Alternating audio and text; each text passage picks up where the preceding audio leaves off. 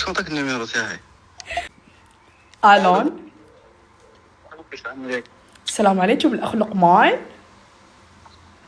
انا الاخ لقمان قالوا لي انك تخدم في اير الجيري. قلت لي ما سمعتش هذه. قالوا لي انك تخدم في اير الجيري. انا منيح. اخوي الله يحفظك، حبيت اروح حراجه، انا والعائله تبعي للعراق، وحكمونا قطاع الطرق واعطونا طريحه. كيفاش حكمونا قطاع الطرق، يعني كنا راح نحرجوا حراجه للعراق في الجاتسكي، واعطونا طريحه الكلاب. في العراق في جتسكي. اريدك يعني تحرجنا، تدينا حراجه في الطائره، بس وين يحطوا البضائع من شلون ما نخلص. هذا ايه هذا ما كان. صوتك النميرو تاعي بصح. كيف هذه من اعطاني النمبر تبعك؟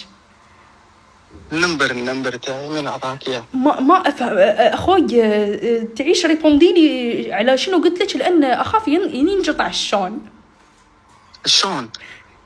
اخاف الشون ينقطع، انا في الجاتسكي. انت في الجاتسكي بالجزائر؟ قلت لك كنت راح احرج، يعني اروح حراجه بالجاتسكي واعطونا طريحه، خلونا جاتسكي واحد.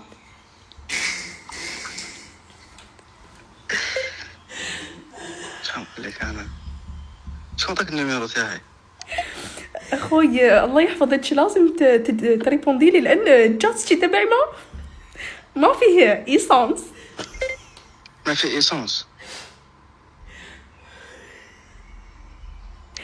الون. حكموني قطاع الطرق واعطوني طريحه وادوني الدراهم. ما عاد سلامة راسك. والله تعرف قطاع البحر؟ ما بعرف. كاين قطاع الطرق وكاين قطاع البحر. هكذا. وين جايين هذوما؟ جوني في فلوكة، يعني ما عندهم منبر ماتريال، جوني في فلوكة. جوني في فلوكة واعطونا طريحة الكلاب وتقبلنا الروض. الروت في الجاتسكي. اي هاي تقبل الروض تبع الجاتسكي. الله يبارك. قول يعني ساعدك مثلا. تديني حراجة في وين يديروا البضائع في الطيارة؟ بديك.